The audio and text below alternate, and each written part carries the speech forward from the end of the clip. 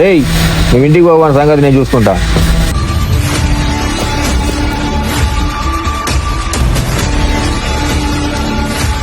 అరే great stand up రా.